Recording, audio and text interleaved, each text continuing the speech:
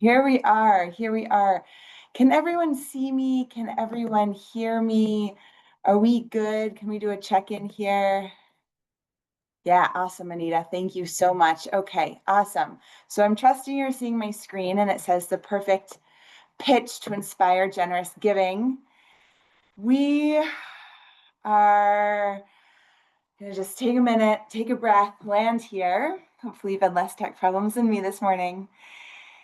And we are going to have an amazing session. I want to take this moment first to introduce myself. For those I don't know, some of you I do know. It's so great to see some beloved faces. Eva, hello. I love this. Osvaldo, hi. I love this. Ellie, wonderful. And so many new faces. I'm so thrilled to see you here. I am Shoshana. I'm currently sitting in Mexico, and this is weird for me to be giving this pitch in this presentation, this workshop in English. Usually I give it in Spanish, but we wanted to have some variety in language here, and English is my first language, so I'm happy to be giving it to all of you in English today. Thank you for those who dropped in the chat who they are. Romara from Brazil, I love that. Brigitte from Lima, Peru, hello. If you haven't yet dropped in the chat who you are, please do, where you're logging in from. That will be awesome to just feel us all, feel the energy here. So I have a decade first of working in organizations in the Global South, and then almost a decade of working for organizations in the Global South. Being within them, working on fundraising, working on communications, and then working for them from USAID contractors to the Inter-American Development Bank, then a fundraising agency, and now I have my own company called Social Impact Compass, where I help organizations around the world, and particularly in the Global South, to get the tools and the knowledge so that they can raise the money they need, do their good work without burning out, and without having to rely on external consultants and external grant writers. You guys are busy, and I want to get into your hands this hour exactly the knowledge and the tools you need to pitch your work really well. I love seeing Jimena, also from Mexico, working cultural fundraising, amazing. Osvaldo, great to see you.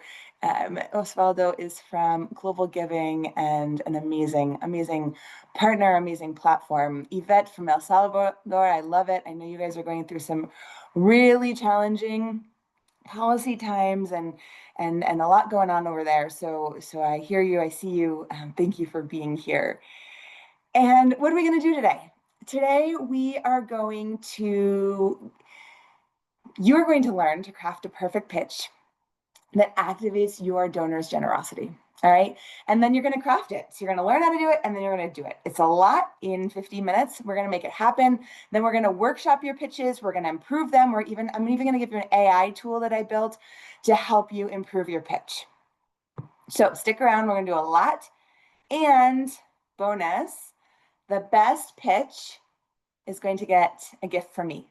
So stay tuned, put all your energy into this, because this is going to be really, really powerful session. And yes, the recording will be available in this platform right after the session. So don't worry about that. If you miss anything, you will have the recording available immediately, and also to share with anyone who you think needs it afterwards too. So that was a little bit about me, and what I'm going to teach you has been successful for bringing in funding from the Chanel Foundation to Wingo Fund, Onaway, the United Nations, IOM, Johnson & Johnson, lots of different types of funders, lots of different types of organizations using this. So don't worry, this is going to be right fit for you. Now, I'm not going to keep my eye on the chat all the time. So Anita, if you see anything important come through the chat, if you don't mind flagging it, that would be awesome. And we are going to dive right in. So here's my first question for you, because this is even more important than the technical piece about how to make a good pitch. And it's this: what are you scared of? What scares you about pitching to a potential donor? I want you to take 3 minutes right now, and write out, if you can, on a piece of paper physically rather than typing it out, because research shows that we process things better when we're writing it out with our hands. Write out all of your fears of pitching to a potential donor. What are your fears of being seen, of being judged, of being rejected?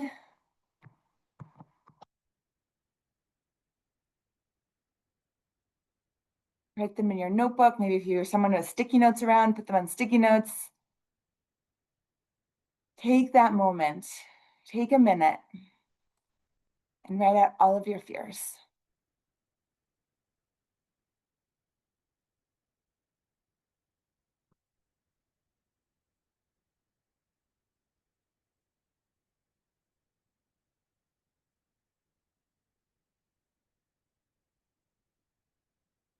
Are you afraid what they're going to think, how they're going to judge you or judge your work? Are you afraid of how you're going to react if there's a no? Are you afraid of what you're going to do if there's a yes? What scares you about pitching to a potential donor?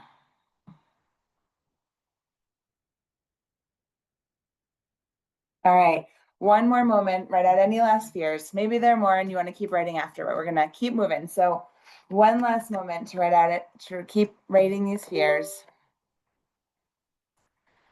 And now I want to ask you this question. Are those fears likely to come true? Are those fears likely to come true? Maybe like 10% likely, 5% likely. They're probably not like 75% likely, right? It's just how true, how likely? Is it really likely, a little likely? Here's the thing. Regardless of how likely it is, would it be the end of the world if they did? Would it be the end of the world? No, Jimena. Exactly. The world has gone on for many, many years with lots of things happening in it. It will continue. And our worlds will continue. Our worlds have gone through many ups and downs, and our worlds have continued. So we know, we can see this fear is here to keep us safe, to protect us, but you know what? It's going to keep us small. And we don't want to stay small. We want to get big because we want to speak up for our cause and we want to fundraise for our cause. And so we want to send some love. I want to invite you to send some love to that fear. It may come true, but you know what? It's not the end of the world. So send some love to that fear. I want you to know that these are common emotions. There's this nervousness, this excitement, feeling intimidated, super common. Everyone feels it. It's not just you, and we all push through it. So I want you to push through it too, because pitching is a learnable skill. It's not an inherent talent. Some people might come with a little bit more of that talent than others, but it's a skill that you can learn, and we're about to learn it. So I want to give you this reframe. Many of you feel uncomfortable pitching because you think pitching is basically begging. It's please, please, will you give me some donation? Anything, it's good. But instead, it's not about them doing you a favor. It's about you inviting them to join the solution to the problem that keeps them up at night. You are offering them an opportunity. All right. So if you came in here feeling like, how can I pitch that? Like maybe they'll be nice and they'll give me some money. Please walk out of here with that in the trash. And the new thing in your hand is, I am making an invitation so that they can participate in an opportunity that they dream of. All right, so how are we going to do this? Here, we're going to start getting into the technical stuff. Notes, this is, if you take a screenshot of one thing on this presentation, this is the screenshot you want to take. Okay, this is a very powerful framework. It's called the NOSE framework. I did not make it up. I have to give credit where credit is due. It was originally envisioned by Tom Sant, who's a writer, and then Kevin Brown, who you may know from LinkedIn and marketing and communications. He popularized it, and this is a very powerful framework. So let's walk through this framework. First part of the framework is the need, right? So NOSE, N-O-S-E. The need. We always need to start our pitch with the need. So often, and check if this is the case for you. You start your pitch talking about your organization and your work. Sorry, but the funder doesn't yet know your organization or your work. I am sharing my screen. Are you all not seeing it? Anita, are you seeing my screen? Yes, perfectly. I think people have a control at the top that they can change over to seeing the meeting or seeing the screen. Okay, perfect. Thanks so much. No, I'm glad you checked in, Romana. You're probably not the only one. I want to make sure you guys are seeing this. So instead of starting out by talking about your organization, you need to start out with the need, because this is the thing the funder already cares about. That there is malnutrition, that there is poverty, that there is whatever the need is, that X number of girls are ending up in early marriages. These are the things that are going to move us, touch our emotions, get us interested, get us engaged. So start with the need. You want to start with that you know, what is the key issue? What is the problem? Right? Or what is the situation? Then you're going to move to the O, outcomes.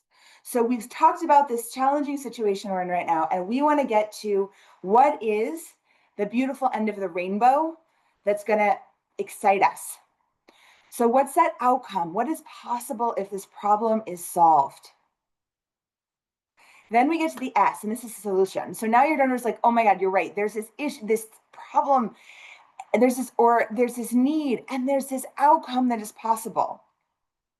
How are we going to get there? And that's where you come in. That's where you give them your solution. This is where you're going to highlight what your organization is doing to reach this outcome. What special sauce you have, how you deliver this change. And then finally, the E in our nose, evidence. Why should a donor believe in your solution? Maybe you've won some awards that you should mention one of. Maybe you've have amazing, an amazing impact result that you can talk about. Maybe there's an impact story you want to share and you can share it in just a sentence. Maybe you've been funded by really recognizable partners and this is going to make other people trust you. Maybe communities have explicitly spoken up about how they want you to come, and now there's this waiting list of schools that want your work and your program. So these are all examples of evidence that are going to make the donor trust you. Now, all of this can literally be 4 sentences. 1 sentence on the need, 1 sentence on the outcomes, 1 sentence on the solution, and 1 sentence on the evidence. I know that when we put this into practice in a minute, many of you are going to write like a paragraph for each of these. I really, really want to encourage you to make it 1 sentence each. Why? Because this is not a proposal. This is a pitch. And what is the point of a pitch? To get the donor to say, yes, I want to hear more. That's all.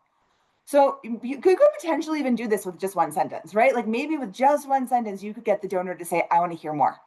I want to hear more. Let's keep talking. I want to hear more. Let's put a meeting on the calendar. I want to hear more. Submit a formal proposal to me at this, with this format and to this, email address, if that's how they work. So you don't need to share everything. You just need to share just enough for them to be like, whoa, what's up? Whoa, that's amazing. Whoa, that's possible. I want to hear more. Okay.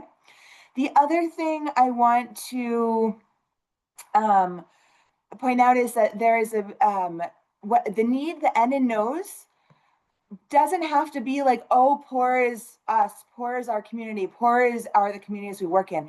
It can also be it can be a need of an untapped potential. It can be a need about resources that exist and aren't being fully utilized. So we can take an asset-based approach to the need piece as well. And I know that that's really important for some of you, and I want to make sure you know how to do that. So let me give you, just to help this land, I'm going to give you an example of what this looks like when, let me give you a couple examples, and then we'll have some time for Q&A before we dive in and give you guys time to put this into action. So why do we not start by talking about our organization? Why do we use this structure instead? Well, I gave you a little bit of an idea, but I want to give you another example. A lot of you know Zara, the clothing brand, right? So let's just use this example of this clothing brand. Can you imagine if Zara said, "We are Zara, a multinational clothing retailer. Our activities include selling jeans. Buy some?" That's often what our work is like. When we pitch, that's often what we sound like.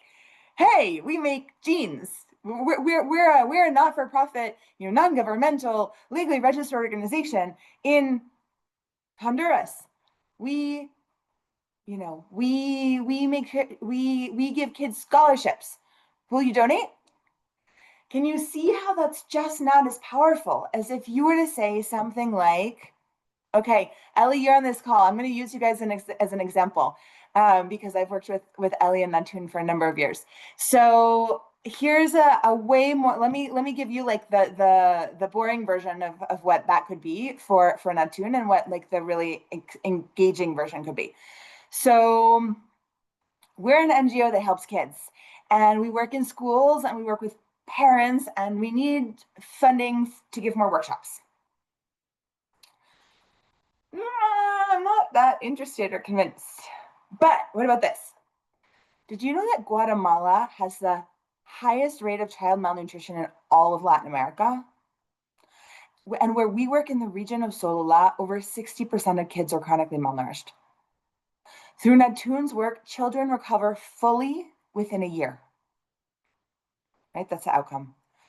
We are an Indigenous-led Guatemalan NGO, and our work blends ancestral wisdom with proven practices, all embedded in local leadership and the public health system. That's the solution. For over 5 years, our model has produced consistent recovery. I should throw in a data point there, and we're ready to scale. Okay, so I'm going to read that one. I'm going to say that one more time, and I want to ask you guys to drop in the chat what works in this nose version that I'm sharing. Thank you, Ellie. I didn't ask you in advance for this approval. And what, this is something I made up. Ellie didn't make it up, so blame me if you don't like anything. I just know their work well, and they're a great organization. So please put in the chat what works well and what could be stronger. So here we go again. Did you know that Guatemala has the highest rate of child malnutrition in Latin America?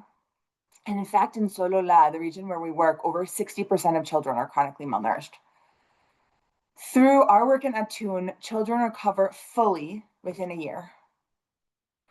Let me tell you about us. We're an Indigenous-led Guatemalan NGO, and our work blends ancestral wisdom with proven practices, all embedded in local leadership and the public health system. We've been at this for 5 years, and we're ready to scale. Drop in the chat what's working in this and what could be stronger if you see something that could be stronger.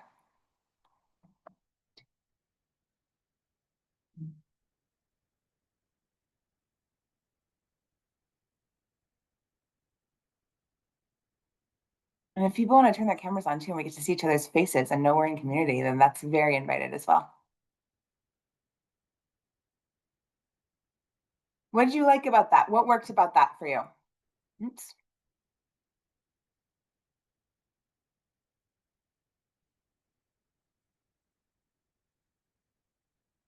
The numbers, Jimena, thank you for that. The shocking reality of the numbers.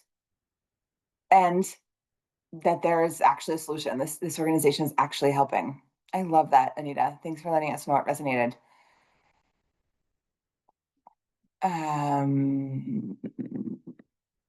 Jimena, Anita, what works? The fact that the work is being done already and that it works. There's less risk. Really interesting. Great, great, great. So yeah, that little data point of, hey, we've been at it for 5 years and here's one data point gives confidence. There's less risk. Rosa, great to see your face. Hello. The possibility of a solution. Yeah. Oh my gosh. So we're so like hearing all the bad news all the time that the fact that there is a solution is kind of mind-blowing, and that's inspiring. Yeah, so that data point, Jimena, the recover fully within a year. Amazing. Amazing. Okay, great, guys. All right, you're gonna have to step it up in terms of engaging, because next up is gonna be you putting hands on and making this happen. So before we get into the activity, which is you creating your pitch for your work, I want to open it up for any questions. So are there any questions on this before you draft your own nose pitch? Any questions? Anything that's not landing? Anything that's not making sense? Awesome. Looking good so far.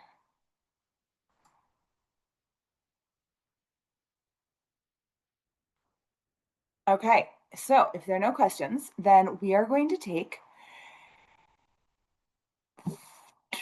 how long am I gonna give you guys? We're gonna take 5 minutes. We're gonna take 5 minutes now for you guys to draft your pitch for your organization. So you have here on this slide the reminder of the nose framework.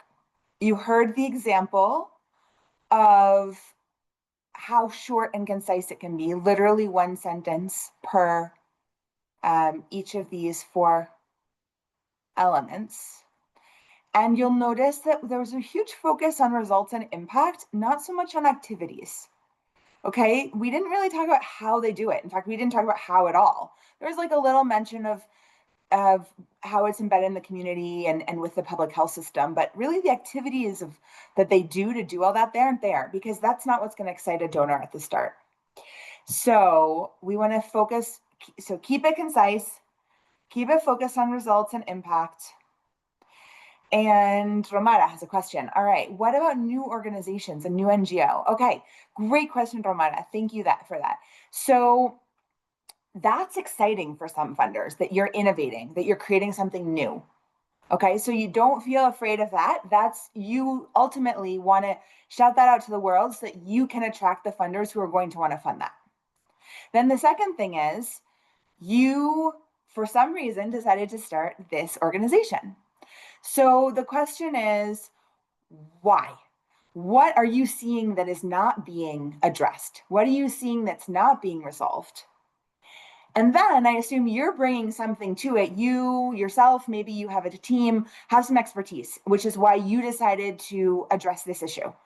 Maybe it's lived experience, maybe it's academic, maybe it's professional experience. Whatever that is, that's part of your evidence. Your evidence is that you're bringing this expertise and this knowledge. And then finally, you may have designed, or you may be designing your programming based in existing evidence. So there may be research that shows that for every dollar invested in, let's take the example of malnutrition, like a feeding program, X number of dollars is saved long term. So you can pull from literature that backs up the kind of program that you are developing. Does that make sense? Okay, awesome. Any other questions I'm just going to stay here as you're working, and any questions that pop up as you're working on your nose pitch, I'm reading you now in the chat.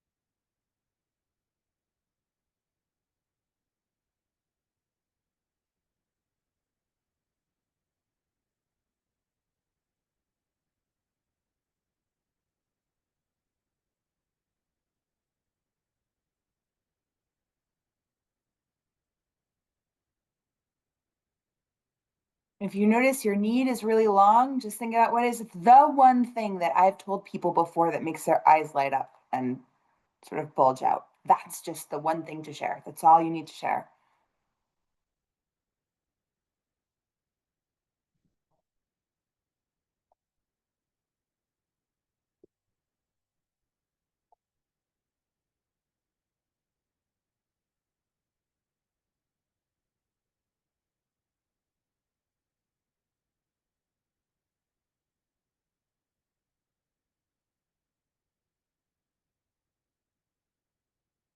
All right, 2 more minutes.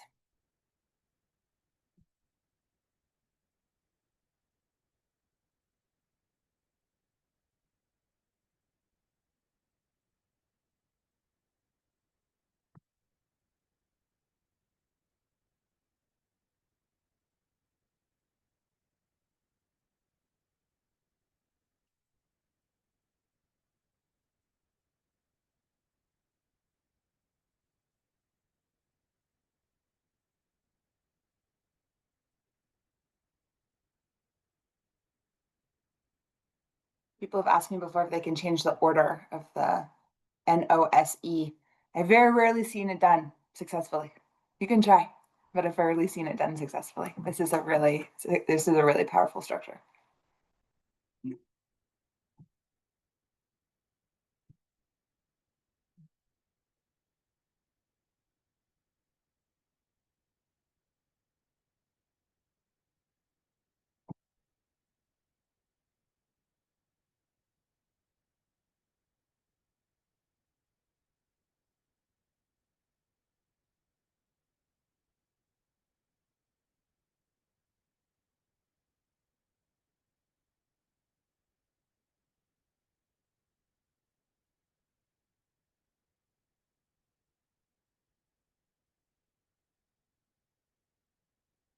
So as you're wrapping up, I am going to ask for a volunteer. And I'm going to ask who is brave enough to share their draft pitch with the group. And then you can get some live feedback from me. And I am going to use this to show you guys this tool that I built for you in AI. So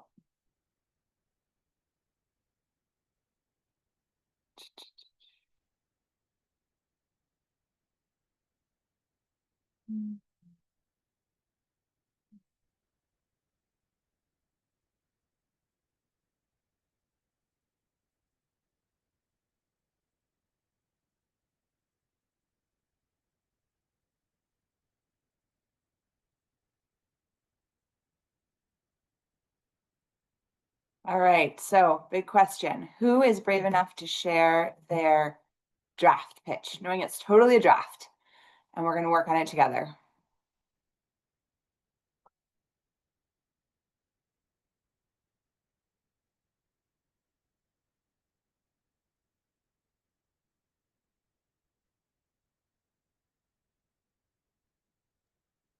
I can try. Jimena, Yes. amazing. Go for it. Hi.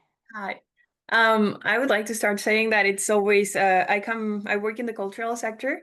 So I mean I'm well aware that culture is super important for society. But it is not as important as other stuff. Like when we talk about kids that are malnutrition, like of course that comes first. When we talk about many other topics, it's like hard to compare. So I think we like I try not to compare apples with apples, but like still the fact of thinking like how is like I try not to do that because I know that will never work because culture is never going to be above these other topics that are way more important. But yeah, I sometimes find myself having trouble like finding the need or like expressing the need, even though I know we do have a need for arts. It's not, we don't have an impact like that can be entirely measurable. And there's like this part that we sometimes want numbers, we want money back, like we want to have stats. And sometimes or like even most of the times, that's the thing with culture. The impact is not a number. It's more like in the well-being, emotional. So and that's why I want to try like finding out the need. So I'm thinking about this foundation where I would like to work. It's called the Place des Arts Foundation. And for me, the need. So I thought about this. A lot of kids. Give me the full pitch. Yes. A lot of kids can't afford seeing a performance in their life. They never get to see the Nutcracker. And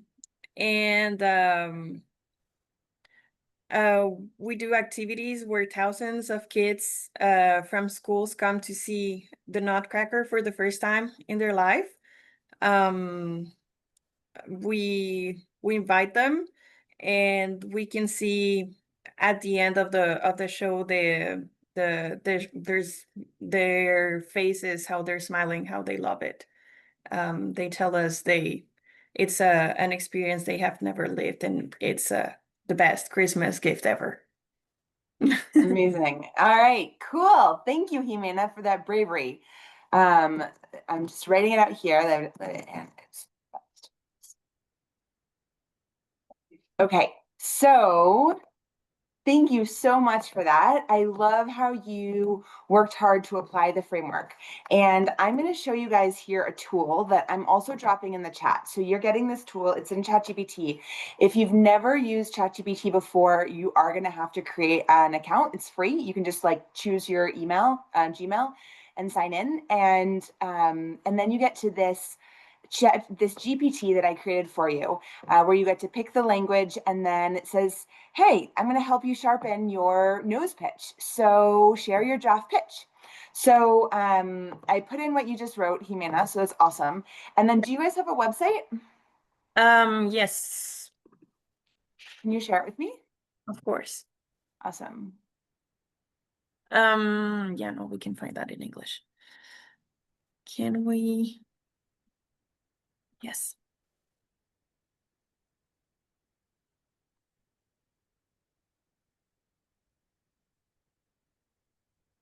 There we go. Awesome. Okay, but is this the name of your organization, or this is where you want to apply to? That's where I want to apply to right now. I'm not in a current organization. Okay, gotcha. Okay, so this pitch is for like an idea of a project, but it's not something that's formally an organization yet, right? It is an organization. Or do you mean if the organization is starting, or I want the website of your organization, like of this what's the name of this organization that sends kids to see the Nutcracker? Well, it's not a thing we do. Like they do it, but not specifically for the Nutcracker. They bring kids to performances, not specifically the Nutcracker though. Okay, so did you create the pitch this way because it's a new project you want to start? Yeah, it could be a project that could be used, that could work out, because we do have, well, I mean, the Place des Arts does have a Nutcracker every year. Okay, so you want to make sure that your pitch is based in your reality. So it sounds like you created this pitch speaking to what this foundation does, but here you want to create your pitch focused on your reality, what your organization does, and what's proven about your organization and why it's so needed. Okay. So so that's a great thank you for surfacing that for us. And let's use another example for one that is sort of where we can see where it's based in an actual project that they're doing or that they want to do. So let's go over to Melina in a second, but I'm going to answer your question first, Jimena, about like, how do we talk about this like need for culture? So I would step back one step further, which is, why is seeing a performance so important? There's a lot of research out there that talks about the importance of culture for like human flourishing, that talks about the importance of art for understanding different people and developing empathy. And I'm not an expert in this, so I don't have all the data, but there's a lot of data out there about the importance of art for like societies to flourish and for humans to flourish. And so if you can find a data point on that importance, that could work. Or you could specifically connect to the person you're speaking to. So through a question, maybe they don't know the Nutcracker, so that's maybe not going to resonate with them, but you could say like, have you ever seen a piece of art that made you question your life? Or have you ever experienced have you ever gone to the theater and felt something you've never felt before? These kinds of ways, this is a way to touch at the need in the most human way possible, which is what art does, right? So use that to your advantage. And then say, if every child had the opportunity to be touched in that way, imagine what our society would look like. That's going to be the outcome. And then we at X NGO, and mention the name of your organization, we bring kids from schools who have never seen a show in their life, and so they get to see a show for the first time. And then I love what you're saying about your evidence is they tell us they love it. And then if you can talk about some transformation, like kids later went into the arts, or here's a story of one kid who this, maybe it made them feel seen and they were accepted. And so they, it changed the course of their life. And I don't know, we could go in many places. I don't know the stories you guys have had, but to think in that way. Does that make sense? Yes. Okay, Totally. awesome. So we're gonna reload this pitch polisher. We know we're 7 minutes away from the end. And Melina, thank you for dropping in the chat yours. That's awesome. So we're gonna do this with your pitch polisher, and with your pitch, and see how it goes for us. So new chat here. We're going to work in Spanish, even though we're in an English session, but don't worry because you put this in here. So you can see this works in either language, and this is this, and then this is your website. So I'm going to copy SILAS. ONG por la Inclusión. I'm always curious when organizations are just in acronyms. I'm like, what does that actually mean? Where did it come from? If you don't need to use acronyms, sometimes I recommend not using it. Oh, wow, you've partnered with Hilton. That says a lot. Okay, so we're gonna drop over here. We've got some new people in the waiting room. Okay, we are over here. I'm assuming you're all seeing, can you all see the pitch polisher GPT on the website? On the screen? Yes. Yes. Okay, awesome. Thank you. I'm a Google Meet girl, so Zoom it's been years since I used Zoom. All right, so look, it's gonna help us out. So Melina, look, it's saying, thank you so much for sharing your draft pitch and your website. And I found a few additional data points that may be useful for us too. So since 1966, SILSA is working for the inclusion of people with disabilities. Wow, so that's a really interesting time period. That's one of the older organizations probably in your country. Your programs include, and I mentioned a few things of what your programs include, sort of tech workshops and orthopedic materials and adaptive sports in this program, One Child, One Future. Where are you? Okay, you are in Argentina. And we know that because you drafted that in your pitch, but also because I lived in Rosario years ago, so I could see that. All right, so then for some reason it's not grabbing this. So let's try this again because I don't think it fully grabbed it for us. Sometimes you have to tell ChatGPT, hey, I gave you what you're looking for. Let's try again. So new ChatGPT, and control, please. Oh, we're going to work in Spanish first here. We'll do that. And then here we're going to put in aquí va nuestro pitch. All right, so did you know that in Argentina, more than 5 million people with disabilities face daily barriers to be able to realize their rights? Imagine a country where each person with disabilities can participate equally in all aspects of life. At SILA, we accompany this journey of inclusion I'm translating life, right? Socio-communal inclusion by delivering wheelchairs, providing workshops, in-text tools, and providing scholarships to higher education. For more than 60 years, okay, you guys share this, awesome. For more than 60 years, we've been transforming the lives of thousands of people thanks to the support of international partners and national partners with waiting lists that show the urgency of continuing to grow. Like Aaron, who's 7 years old, who received his wheelchair, he could go back to school and imagine a future of independence. Woo! That is super strong. So first off, I have to say you have done a really, really great job. And this is super strong for the start. And then we can actually speak in Spanglish to ChatGPT. If you've never tried that, it should work fine. So, all right. So what's it telling us, giving us feedback about your draft? Okay, what's working well? You have a really strong start with the data point, more than 5 million people with disabilities. That really captures the attention of the listener. You have a really inspiring vision.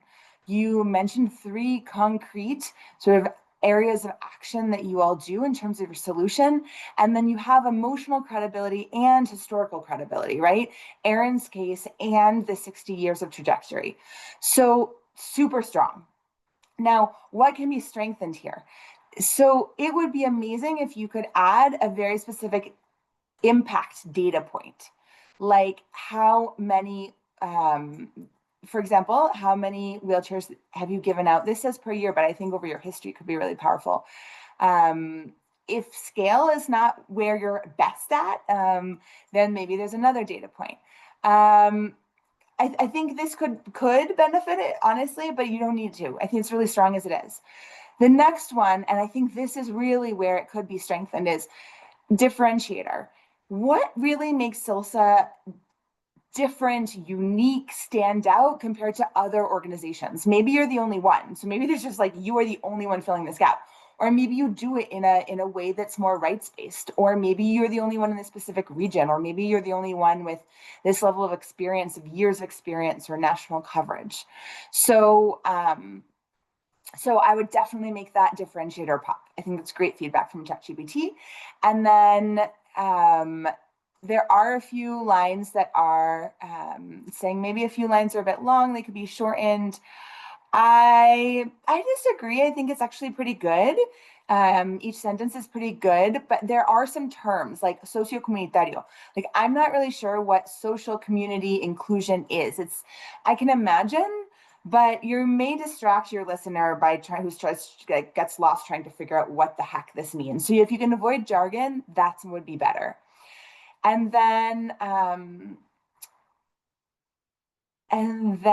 let's see.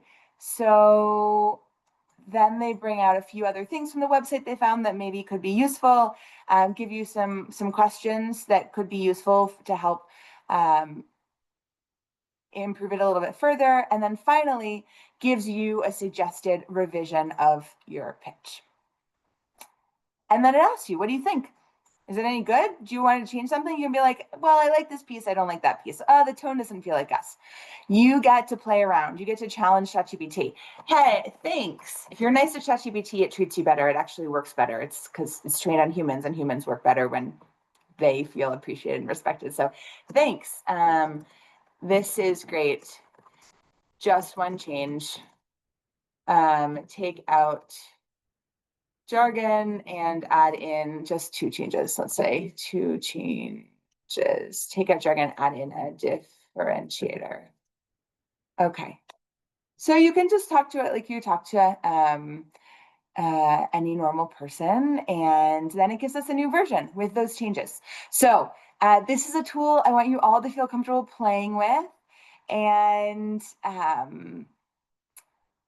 it's going to give you lots of feedback, like as if I were with you. So I'm really excited for you to have this tool. The link is in the chat, and it's my pitch polisher that I developed for you guys. So we've got a couple minutes left. We're going to hop back over to our slides, and I want to give you final tip here, which is to make this a conversation. So you're designing it as like these 4 points, but when you're and it can become the basis for your website, your homepage, your giving page, your donate page, your conversation, your LOI, your outreach email.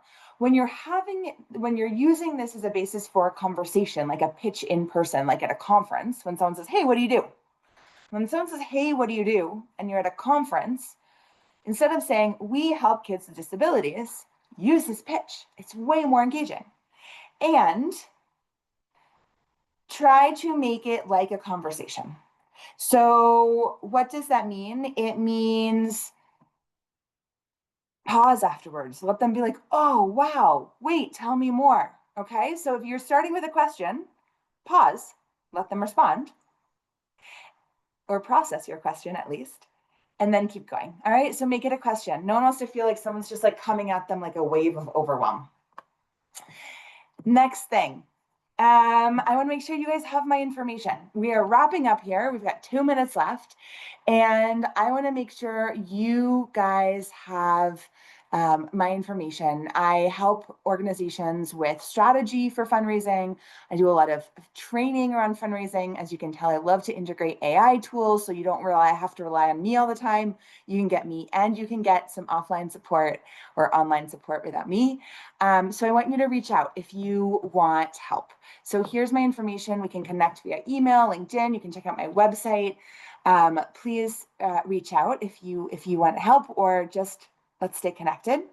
I have a workshop coming up, and this is what I want you guys to, I told you that the best pitch would get a gift from me. And so I want all of you, after this workshop, you can take some more time if you want to work on your pitch a little more, to play with the ChatGPT, the GPT that I created for you.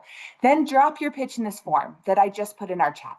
All right, drop your pitch in the form with your email address, and I am going to pick the best pitch. And you guys are the winner is gonna get a free ticket to this workshop that I am giving in October. There's gonna be a session in English and a session in Spanish, and you get to pick which one you want. And it's gonna be 2.5 hours long, where you're gonna learn how to set up ChatGPT and use ChatGPT so that it works like your favorite, like best intern of your life. All right. So, for those of you who just want to join, please join. It's super accessible. It's $20 for organizations from the global South, and $40 for those who are working in the global North.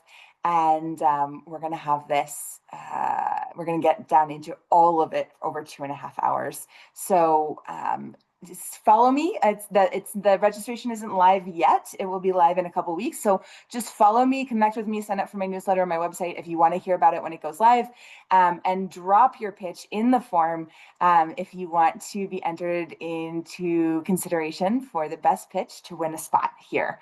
So I know we are now officially at times.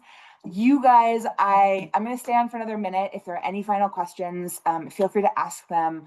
But I want you guys to know that your work is powerful and it deserves to be heard and understood. And so I want you guys to fly with these pitches. You are going to rock it. And I want donors to understand how important your work is. So thank you for being here. Thank you for showing up for this work, for your work, for change you want to see in the world. I'm honored. And with that, I will let you guys go. Thank you so much. Thank you. It was great. Nice to meet you. Nice to meet you too.